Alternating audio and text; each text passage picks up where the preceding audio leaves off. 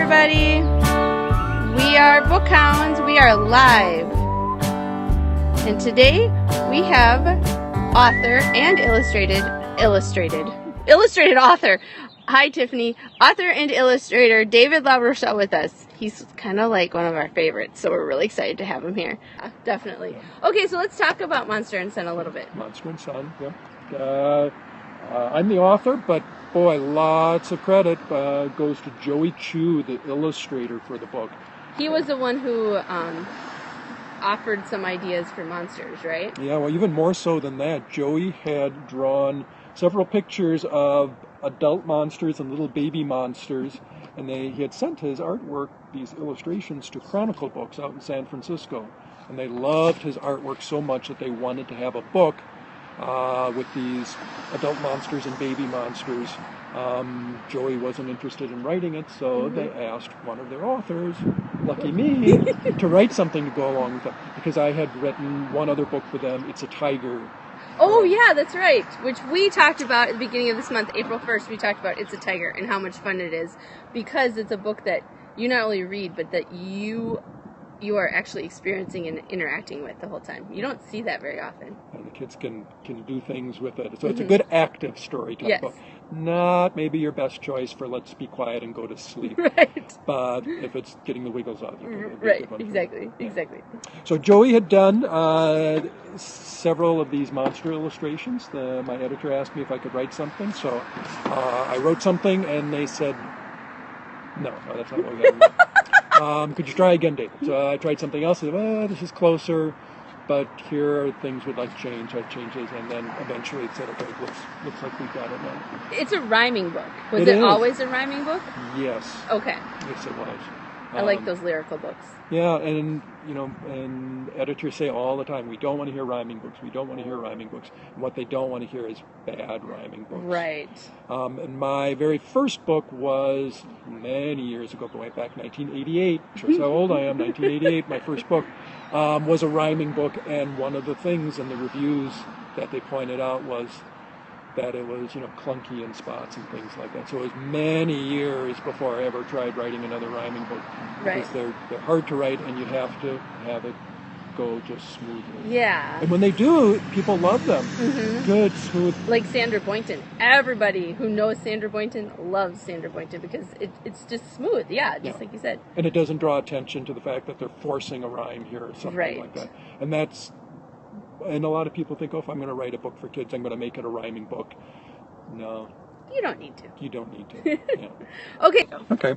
Always point out to kids the end pages of the book, and the artist is thinking of things even before the story starts. So Joey Chu, the illustrator, has these big monster feet and the little baby monster feet, and if you look, you can tell the monster stopped to draw a monster on the sidewalk with chalk.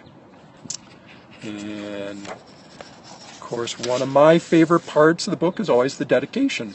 And I dedicated this book to Rylan Robert Barnes, who is my great nephew. It's a Tiger was dedicated to my great nieces, and Rylan Robert Barnes is my first great nephew. That's awesome. And the book goes like so. You woke me with a monstrous roar, my brave and fearless son, and led the way that filled our day with rough and rowdy fun. Our game of catch was wild and fast. Our game of tag was too. You tackled me in tickle fights, and then I tackled you. We galloped through a grassy field, went fishing in a stream.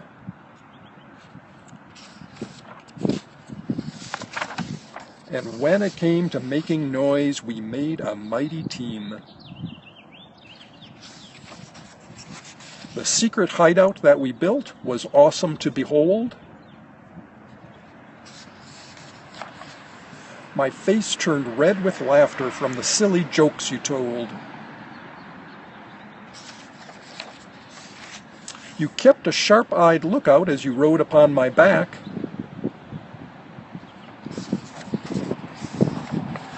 We worked up mammoth appetites and gobbled down a snack. But now the day has ended and the moon shines overhead. So jump into your jammies and I'll chase you into bed.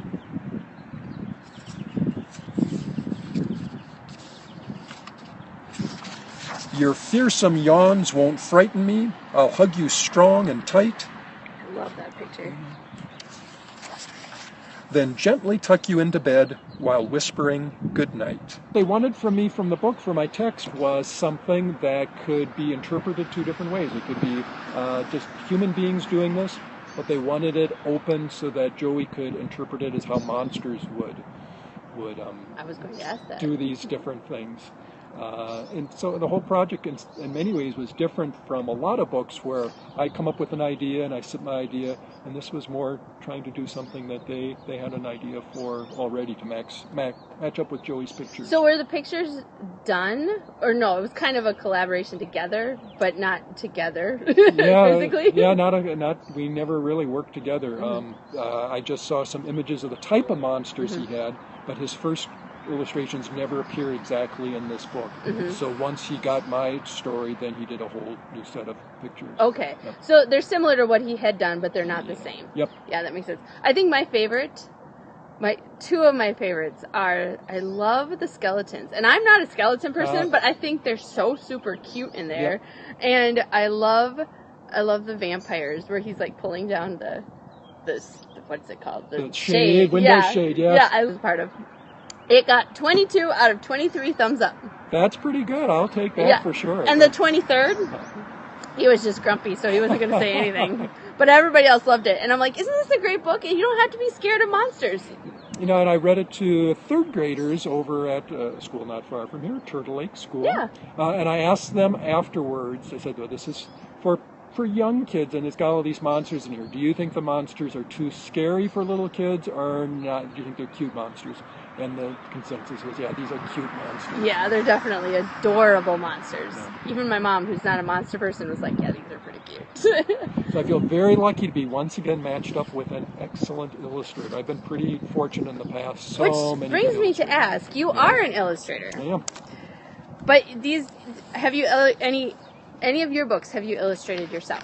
Only one, and it took me about 25 years before I got to illustrate my own first book, and that was Arlo's Outrageous Adventure. Oh, I love Arlo's Outrageous Adventure. So it's about a boy who's going to a museum, and then all the pictures and all the artwork comes to life, and there's these flaps that you lift up. There were 50 flaps to make in the book, and I thought, oh, the first book of my own that I illustrated, why did I make it so complicated? Yeah. Because all the measuring had to be perfect, because when you open up the flaps, the pictures line up with the background, and then a whole new scene is there. Like the artwork is interacting with the different things in the scene. I love that book. It's so great. And then you flip open the flaps, and you're like, oh, wow! Because sometimes the artwork is on the back of the flap, reaching over to the next piece of art, and sometimes it's not. You know, like, it's really, I like that book a lot. Well, thank you. It was a fun puzzle to do, and that was the first book I got to illustrate on my own. And then you've also done a lot of puzzle work. I have. I love puzzles. Some of the first things I ever had published were puzzles that I had illustrated for various kids magazines. I think people might be familiar with Cricket magazine, and I did a lot of work for Spider magazine, which is their magazine for kids a little bit younger. Oh, okay. They have a whole line of insect magazines, Ladybug and Spider and Cicada. Oh, they have Cicada too? That's for teenagers. I was going to say, that would have to be a little older. Yeah. Okay. Yeah. So I did lots of puzzles for them, and then I did several series of puzzle books as well, too. Right, and I think we've done your Christmas one and your Halloween one. Yep. They all love them. Detective Dave, I did a whole series. Detective Dave Mad Mysteries as well, too. That's awesome. Okay, so let's see here. What has been one or two or three, however many you want to share, most exciting moments? Most exciting moments. As for being an author or illustrator? One of them would be, even though most of my books are picture books, I wrote one young adult novel, which is out of print now, but it was called Absolutely Positively Not. And it won the Sid Fleischman Humor Award. And Sid Fleischman was one of my favorite authors growing up. What did he write? I can see the name. He won the Newbery Award for The Whipping Boy. Yes. Okay. Yep. And one of my favorite books of his growing up was Mr. Mysterious and Company, which was about a traveling magician. Okay. Because he was Sid Fleischman was a magician Oh, himself. okay. And I won the award. It was presented by Sid Fleischman himself. Wow. And he was still alive then. He died just a couple years ago. But he was just the nicest guy. And then to have this author that I've admired my whole life, and then win a humor award from him was a big deal. Oh, wow. That would be really exciting. So that was a big highlight.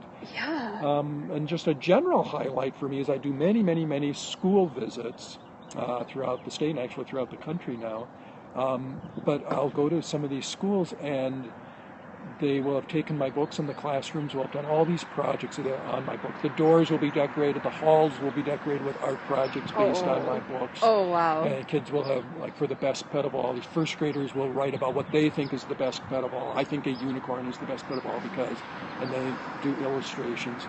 And I think back to when I was a fourth grade teacher reading other people's books in my classrooms, and oh, these teachers and kids are reading my books now. Yeah. And it just makes me feel very proud, very happy inside. That's really cool. That's so cool. He also has had his book read on the White House lawn by Reese Witherspoon, which was The Best Pet of All, right? Best Pet of All. That book. It's so great. You don't know what's going on in this book except that someday he's going to get this dragon. Except that's not really what he wants. Yeah. It's great. So another case, they teamed me up with a really, really good illustrator. Boy, her illustrations just make the book. Nako Wakayama. Yeah. Her retro style feel to that just fits. Yeah, when was that one published? That was published, I think it's a little over 10 years old now. Is it still in print? It is. It's a great story. Yeah, that's it's still doing well too, so it makes me feel pretty good. Yeah, that's amazing. That means you've got timeless work, my friend. Yeah. Okay, so have you worked as, I think when you were talking about illustrating before, when you and I have discussed things, you did illustrating not necessarily for books. Was it mostly for magazines, or am I wrong? I can't remember. Probably more magazines. I did illustrate some books for other people. Okay. Illustrated magazines. I illustrated a newspaper column for Donna Erickson, who does creative family type activities, and she had a syndicated newspaper column that I illustrated for many, many, many years. Okay. Was that here in Minnesota? It was no, it still is syndicated nationally. Okay. She lives here in Minnesota. Okay. And I illustrated a number of her craft books as well too. Okay. I don't illustrate her newspaper column anymore. She has photographs and stuff. Okay, that makes sense. So did Minnesota's Hidden Alphabet, you wrote that one?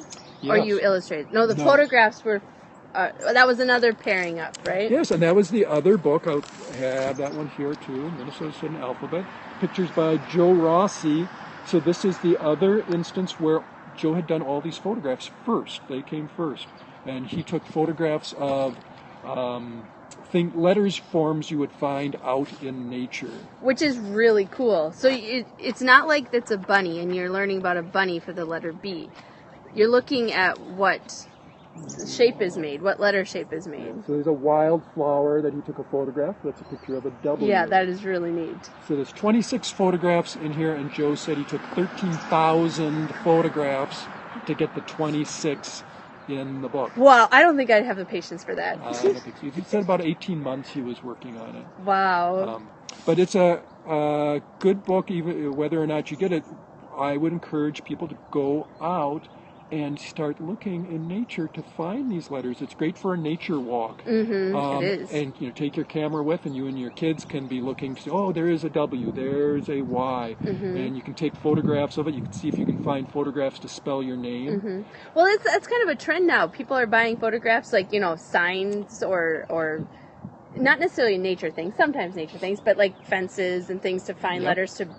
So make your own. You can do your own. Oh, yeah. So that's pretty cool. Yeah. And Joe said the hardest letter he had to find in nature, when he found this letter, he knew he could finish the whole alphabet. Okay. Hardest letter was Q. I was going to say, was it Q? Yeah, so see if you can find a Q out there. That is a good scavenger hunt. Yeah. I like that idea. Q in nature. Look for a Q in nature. See if you can figure it out. That's another great thing. Go to school. I've gone to school. The question is, how would you encourage kids or anybody to pursue their creativity? And especially, or to not give up.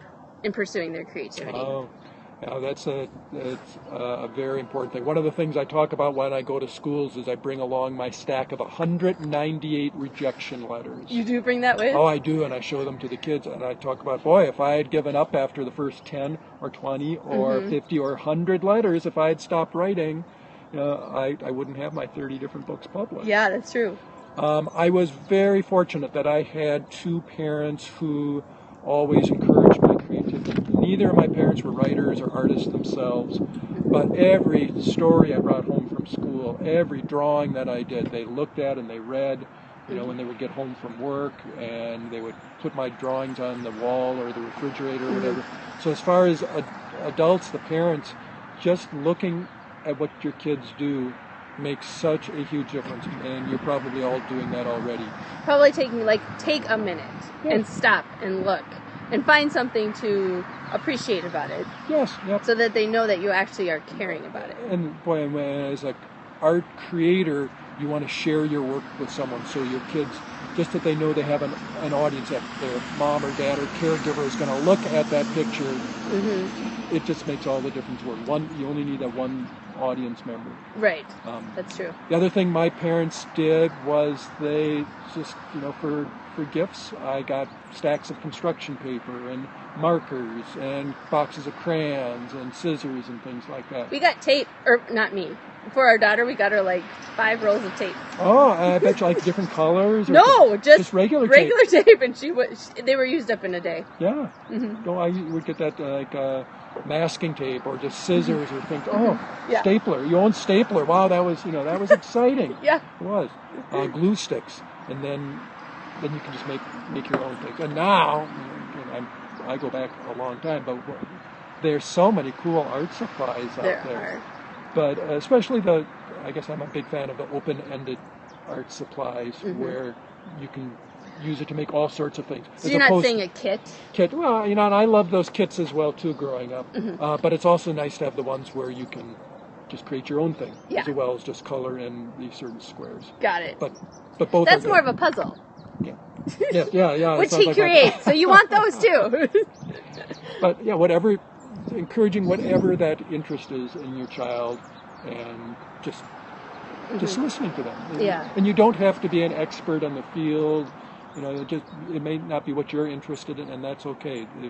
Okay, here we go. That's a good thing. Yeah.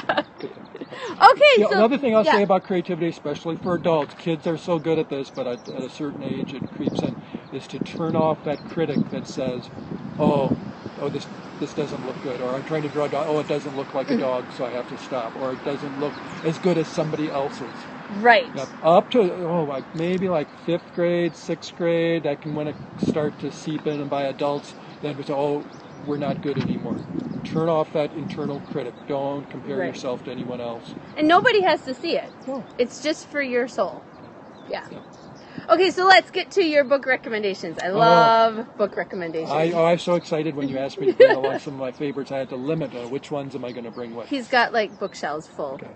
The ones, and I don't know which ones we'll get to, but we'll start with a couple of my favorite all-time picture books.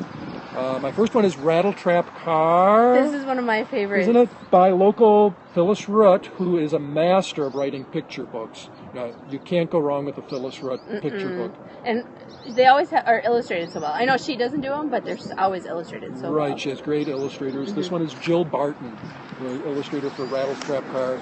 And sometimes when I teach classes on writing picture books, I use this as my example of an outstanding, perfect picture book because it is so fun to read. It is so fun to read. You want to read this book out loud. You just see it, and this kind of shows me how weird I am. But sometimes I will sit on my bed and I will read this book out loud to myself because it is that fun. Just the rhythm of the story.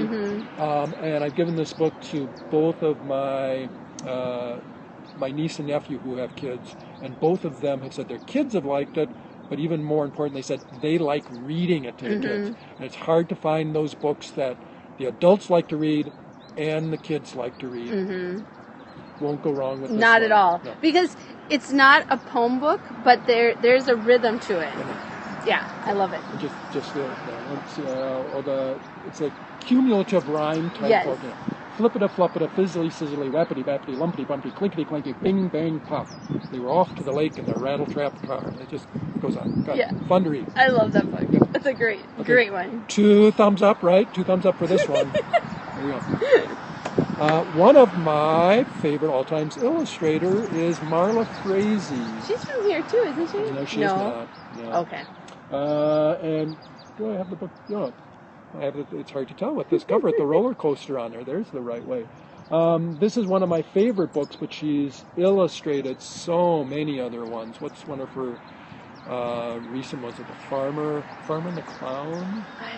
Her name. I know her name. I just need a book that I've read with her. She had a Caldecott honor for, I think, This Whole World or This Wide World, which Okay. is written by somebody else. Okay. But what I love about Marla Frazee's books is her people. They're so expressive. Mm-hmm. This story, Roller Coaster, is a very simple story about someone riding a roller coaster for the first time. It describes the process of going on the roller coaster.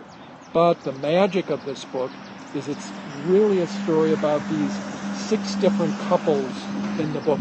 As you watch them go on the roller coaster and have this experience, each couple has a different story about how they experience this ride. There's this, older couple there with these 2 big tough guys who are on there. There's this mom who is taking her little boy on the roller coaster. Is that like an older brother and a younger sister or something? No, that's the father and Okay. his little girl. Okay. And the little girl, this is her first time on a roller coaster. And they're in the front? They're in the front. And, talks about how you have to be so tall. And, some people get out of line on the roller coaster. They decide they want to go back. They don't want to ride it. But once you're strapped in, it's too late, and there they go. Uh-huh. And then there's this young couple. It's that's like their first date on there too. And it is so funny, the expressions on their faces and the wide range of emotions these 6 different pairs of people have on the coaster. And of course, the little girl who were kind of falling, who's sort of hesitant. It ends with. Most of the people are dizzy. Some of them have wobbly knees. But at least one of them is planning to ride the roller coaster again. Let me see how some of the people don't look too good. Right now. So she's ready to go back again. That's great. You can't go wrong with a Marla Frazee book either, but Roller Coaster is one to study the pictures. Just a joy. That's awesome. I love it. Yep. Is there anything else? You still got a pile. Yeah, we'll do at least maybe 2 more. 2 of my favorites. Do you know this one? Somebody Loves You, Mr. Hatch? I've heard of it. Yeah. I've heard of Eileen Spinelli, too. Yeah, she's done a lot. And she's, I believe, Jerry Spinelli's wife. I was going to say, is she related somehow? Yeah, okay. So Maniac McGee's author. But she is an outstanding author in her own right. This book happens to be illustrated by Paul Yalowitz. But the story is, let's see if I can read just the first page of it, Mr. Hatch.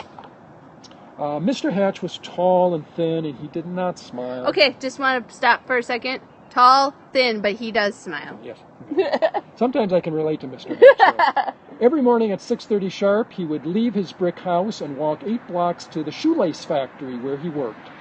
At lunchtime, he would sit alone in a corner, eat his cheese and mustard sandwich, and drink a cup of coffee. Sometimes he brought a prune for dessert. So Mr. Hatch is kind of this lonely, keep-to-himself type guy. And then one day in the mail, he gets this big heart-shaped box of chocolate along with a note that says, "Somebody loves you." Oh. And he's oh, who could have sent this to me? And he's looking around at all the people he meets, and maybe this person did. And he comes out of his shell, and he starts being friendly, and he starts helping people. He starts doing all these things, and he makes all these friends. Until one day the postman, about a couple of weeks later, comes back and says, "It wasn't him. I'm sorry, I made a mistake. Oh, no. This wasn't supposed to be your box." Oh, no. And he says, "Oh, I've eaten all the chocolate." And so he gives him an empty box, and then the postman, "Do you have the card that goes along with it?" So he gives him the card back, and it's just, and he goes back to being this quiet person. Oh. But he has all these friends then who then, well, and that's the story. But when he's no longer around, they all wonder, well, what happens to Mr. Hatch? And the last line, it tears me up every time. So he had gotten the card, somebody loves you, Mr. Hatch. At the end, he walks out of his house and this party. Everybody loves Mr. Hatch. Oh, that's so great. It is. It's a wonderful feeling. Good feeling book without being too I don't like the real sentimental books, but this is a favorite of mine. Yeah, okay. That's awesome. Okay, let's do one more. One more, good. And this is again maybe one you have not heard. Have you heard of How to Make an Apple Pie and See the World? I don't think so. Yeah, I love this book. It is by Marjorie Priceman. She's a great illustrator, but this one she also wrote, and it talks about. I'll read just the first page. Making an apple pie is really very easy. First, get all the ingredients at the market. Mix them well, bake, and serve. But, and then it says, unless, of course, the market is closed. And then the rest of the book is this young woman's. She travels all around the world to get all these ingredients. So she goes to like Sri Lanka to get the cinnamon. Okay. She goes to Italy to get the wheat. She goes to France to get, I think, the milk from the cow. So she travels all the world around the world. So it's a good geography lesson to get all these ingredients. She brings them home and she makes the apple pie. Oh, and then awesome. She says, "Yep, and apple pie is great served with ice cream. All you have to do is go to the market." Unless the market is closed. And then just serve it plain. So, can't miss with this book. Those are 4 of my favorites. Oh, that's awesome. Oh, that's so great. Thank you for letting me share. I love talking about my favorite books. So. You can come over and talk about books anytime you want. And read books. Oh, I love to. I miss having my students. I don't get to read. Did you read all the time? I read every day. And that's so sad that teachers now struggle to find time to read to their kids. And that was the most successful thing I did as a teacher. The easiest thing I did and the most successful thing I did was reading to my kids, who still, 30 years later, send me emails saying they remember the books that I read to them. I remember 6th grade, after lunch, my 6th grade teacher, who was my absolute favorite teacher, he read every day, as far as I can remember, after lunch. And I remember The Sign of the Beaver. I would have never listened to or read that book if it hadn't been for him. Yeah. So, I think it's important. 2nd grade, one of my teachers read Mr. Popper's Penguins. Mr. Popper's Penguins. I remember that. And we had a student teacher who read us the sequel to The Wizard of Oz. So not the first book in the series, but the second one, which doesn't even have Dorothy in it. It has a different character. Well, they're in Oz, but she's already back. Yeah, right? She's already back. So it's got the Scarecrow and it's got the lion, but it's about this young boy. I think Tip was his name. Okay. My family just finished The Wonderful Wizard of Oz. Okay. It was a great read. It is. And it's not that different from the movie. You won't be like, oh, I can't even picture this if you think about the movie. But it's enough different that you know that it's better. Yeah, it's got more. Try reading something else in the series, because there's 15, 20, 25 books in the series. And they're easy reads. I didn't think they would be, but they were really easy. Oh, good. Yeah. I remember I read them as a kid. I read a number of them as a kid. Yeah.